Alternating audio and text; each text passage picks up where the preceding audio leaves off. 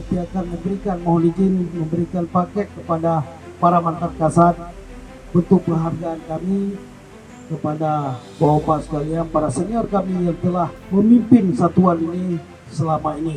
Ini merupakan rangkaian daripada grup Satpol PP, Limas, dan WH.